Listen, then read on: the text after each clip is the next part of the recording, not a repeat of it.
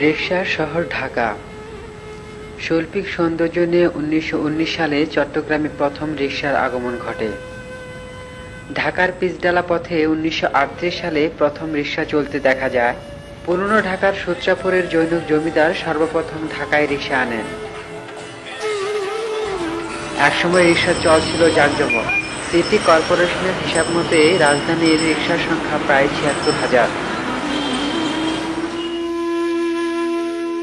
অভাবের তাড়নায় গ্রামের বেকার অর্ধশিক্ষিত মানুষগুলো দুমুঠো জীবিকার আশায় ছুটে আসে ঢাকায়। কোনো কাজ না পেয়ে জীবিকার পথ হিসেবে বেছে নেয় রিকশা চালানোর মতো কঠিন পেশা। সারাদিন হাড় ভাঙা পরিশ্রম করে সন্ধ্যায় ঘরে ফিরে ক্লান্ত শরীরে অল্প আয়ে তার একার পক্ষে সংসার চালানো সম্ভব হয় না। তাই অভাব ঘোচাতে কাজে নামতে হয় তার স্ত্রীকেও।